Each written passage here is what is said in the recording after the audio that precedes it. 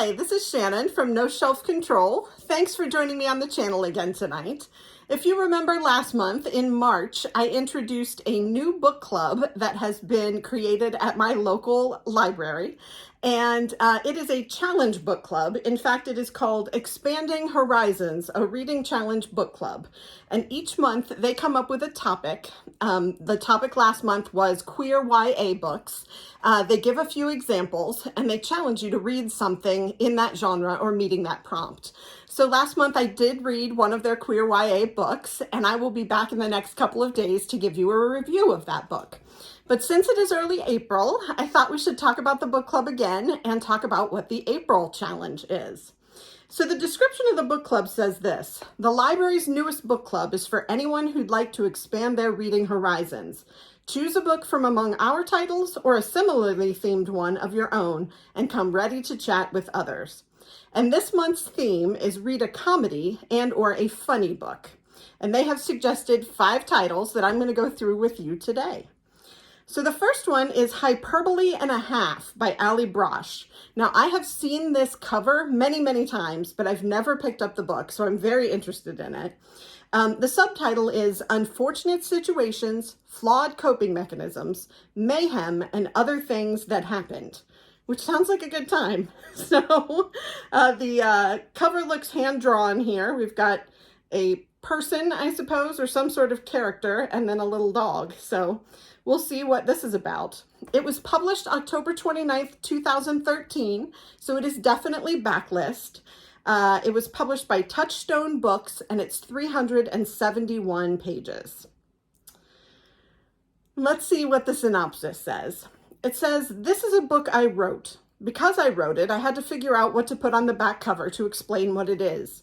I tried to write a long third-person summary that would imply how great the book is and also sound vaguely authoritative, like maybe someone who isn't me wrote it. But I soon discovered that I'm not sneaky enough to pull it off convincingly. So I decided to just make a list of things that are in the book. Pictures, words, stories about things that happened to me, stories about things that happened to other people because of me, $8 billion, stories about dogs, the secret to eternal happiness. These are lies. Perhaps I have underestimated my sneakiness." So that is, I suppose, what Ali Bosch wrote for the synopsis of her book. And I am interested to give that one a try. So that may be my choice for read a comedy or funny book. The next one that they suggest as a possibility, I have already read, but I'm going to propose it to you anyway. It is Born a Crime, Stories from a South African Childhood by Trevor Noah. Now, I have to say, while this was a very funny book, I listened to it on audiobook and definitely found myself laughing.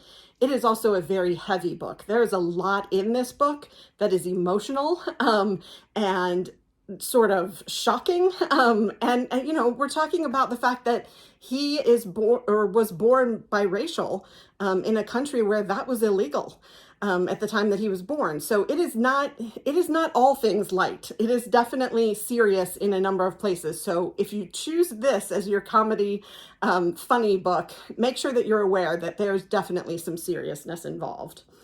It was published November 15th, 2016, so also backlist, by Doubleday Canada, and it's 289 pages. So here's the synopsis of this one. The memoir of one man's coming of age, set during the twilight of apartheid and the tumultuous days of freedom that followed. Trevor Noah's unlikely path from apartheid South Africa to the desk of The Daily Show began with a criminal act, his birth. Trevor was born to a white Swiss father and a black Xhosa mother at a time when such a union was punishable by 5 years in prison. Living proof of his parents' indiscretion, Trevor was kept mostly indoors for the earliest years of his life, bound by the extreme and often absurd measures his mother took to hide him from a government that could, at any moment, steal him away. Finally liberated by the end of South Africa's tyrannical white rule, Trevor and his mother set forth on a grand adventure, living openly and freely and embracing the opportunities won by a centuries-long struggle. Born a Crime is the story of a mischievous young boy who grows into a restless young man as he struggles to find himself in a world where he was never supposed to exist. It is also the story of that young man's relationship with his fearless, rebellious, and fervently religious mother, his teammate, a woman determined to save her son from the cycle of poverty, violence, and abuse that would ultimately threaten her own life. So as you can see, if I didn't promise that there were funny parts in this book, the synopsis would give you no indication that this book is going to be funny, but it is funny. It is also very serious, and the library picked it for good reason. So I also absolutely loved the book, so I can't say enough about it. There's also a young reader's edition if you have a young reader in your life that would benefit from this kind of book. I highly recommend that as well. The next book that the library suggested is You Can't Touch My Hair by Phoebe Robinson. The subtitle is And Other Things I Still Have to Explain. And you've got the picture here of her on the cover with her hair. I assume this is her and her hair. And of course, my initial inclination is that I want to touch it. I know better. I know I shouldn't do that, but I absolutely, with hair as straight as this, absolutely have that inclination to go, oh, no, but I don't. Okay, so You Can't Touch My Hair and Other Things I Still Have to Explain by Phoebe Robinson. Let's see what we know about this book. Published October 4th, 2016, so another backlist title, by Plume Books, and it's 285 pages. Here's what it says about the book. A hilarious and affecting essay collection about race, gender, and pop culture from the celebrated stand-up comedian and WNYC podcaster, Phoebe Robinson. Phoebe Robinson is a stand-up comic, which means that often her everyday experiences become points of comedic fodder. And as a Black woman in America, she maintains, sometimes you need to have a sense of humor to deal with the absurdity you are handed on the daily. Robinson has experienced her fair share over the years. She's been unceremoniously relegated to the role of the Black friend, as if she is somehow the authority on all things racial. She's been questioned about her love of U2 and Billy Joel. Isn't that white people music? She's been called uppity for having an opinion in the workplace. She's been followed around stores by security guards. And yes, people do ask her whether they can touch her hair all the time. Now she's ready to take these topics to the page, and she's going to make you laugh as she's doing it. Using her trademark wit alongside pop culture references galore, Robinson explores everything from why Lisa Bonet is Queen Bey Jesus, to breaking down the terrible nature of casting calls, to giving her less than traditional advice to the future female president, and demanding that the NFL clean up its act. All told in the same conversational voice that launched her podcast, Two Dope Queens, to the top spot on iTunes.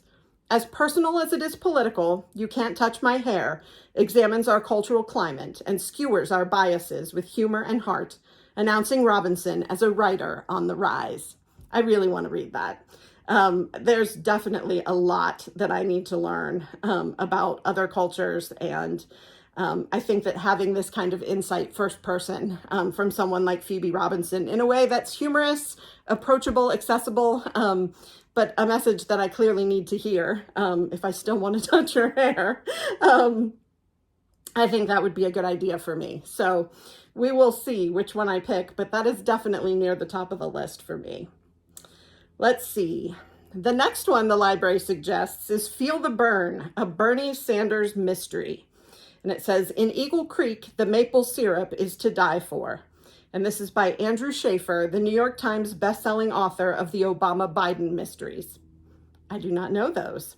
But this has an interesting photo of a young woman in boots with Bernie in his gloves and suit, sort of as we saw him at the inauguration, except he's not wearing his parka. And there's maple syrup and maybe a dead person here on the ground. We'll have to see what this is all about. So this book was published December 6th, 2022, so the newest of the books that are on this list, by 10 Speed Press, and it's 288 pages. Here's what we know about Feel the Bern. Who knew fighting for a living wage could be so deadly? Bernie Sanders and his Gen Z intern are drawn into a murder investigation in a small Vermont town in this hilarious spin on cozy mysteries from the New York Times bestselling author of Hope Never Dies, an Obama-Biden mystery. Fall is bursting out all over Vermont, and while the rest of the Congress enjoys its recess, Senator Bernie Sanders has returned to his beloved home state for a weekend of events in Eagle Creek, America's #1 leaf-peeping destination. It's up to intern and Eagle Creek native Crash Robertson to keep the senator on schedule and out of trouble. Crash's hopes for a quiet homecoming are dashed, however, when the lifeless body of a community banker with ties to Big Maple is found in Lake Champlain. While the sheriff's department closes the case as an accident, a leaked autopsy indicates foul play, with a trail of syrup leading directly to one of the senator's oldest friends. Bernie, taking a page from the cozy mysteries he's addicted to, enlists Crash in a quest to uncover the killer's true identity. If Crash allows the senator to go too far off script, it will be the end of her yet-to-begin political career. But as the suspect list grows to include a tech bro set on disrupting the maple syrup industry, struggling small business owners, and even Crash's own family, she realizes there's more on the line than her own future. If the unlikely duo can't solve the mystery of the maple murderer before they strike again, Bernie's lifelong fight for justice may come to an unplanned end. This totally fictional mystery also features recipes from Eagle Creek's Vermont Country Shed, including Vermont cheddar mac and cheese, Feel the Bern maple sriracha hot sauce, and more. So very tongue-in-cheek, Bernie Sanders and his intern solving a cozy mystery. Very interesting. I've never heard anything like it, but apparently there's a whole series on Obama and Biden as well that I'm not aware of. So maybe check that one out if you're a Bernie Sanders fan or a fan of cozy mysteries. All right. I believe this is the last one that the library recommends. And then, of course, you could pick your own comedic choice. This last one is called Dear Girls, Intimate Tales, Untold Secrets, and Advice for Living Your Best Life by Ali Wong. And she looks exhausted here in the picture. She looks like I do on days at work, except I'm usually not dressed quite that well. So let's see what we know about this book. It was published October 15th, 2019, so not that old, by Random House, and it's 240 pages. Here's what we know about the book. Ali Wong's heartfelt and hilarious letters to her daughters, the two she put to work while they were still in utero, covering everything they need to know in life, like the unpleasant details of dating, how to be a working mom in a male-dominated profession, and how she trapped their dad. In her Netflix comedy special Baby Cobra, an 8-month pregnant Ali Wong resonated so heavily that she became popular as a Halloween costume. Wong told the world her remarkably unfiltered thoughts on marriage, sex, Asian culture, working women, and why you never see new mom comics on stage, but you sure see plenty of new dads. The sharp insights and humor are even more personal in this completely original collection. She shares the wisdom she's learned from a life in comedy and reveals stories from her life off stage, including the brutal singles life in New York, i.e. the inevitable confrontation with erectile dysfunction, reconnecting with her roots and drinking snake blood in Vietnam, tales of being a wild child growing up in San Francisco, and parenting war stories. Though addressed to her daughters, Ali Wong's letters are absurdly funny, surprisingly moving, and enlightening and disgusting for all. Oh boy, so that sounds good. I'm very interested in that. Love stand-up comedy. Saw Dave Chappelle New Year's Eve. Have seen several other stand-up comics that I really enjoyed. Would love to see Ali Wong. And if this is all new material, I'd love to read this. So those are 5 comedic books that you could check out as part of my local library. That's the Worthington Library in Worthington, Ohio. As part of their newest challenge book club. So I will keep bringing you these prompts every month because I think they're a lot of fun and give me good ideas on what to read next, and I hope that they will give you good ideas as well. If you enjoyed this, please like and subscribe. I'm always happy to have new subscribers. And if you would be interested in gifting me with a book, I have a wish list at the bottom of my video descriptions. Would love to get a book from you, have the opportunity to read it and review it on the channel, and give you a shout out. So I hope that you will continue to come back this week. I have more reviews. I have lists of books that are coming out in April and in May, and a few surprises. So I hope to see you soon, and we will talk more then. Thanks.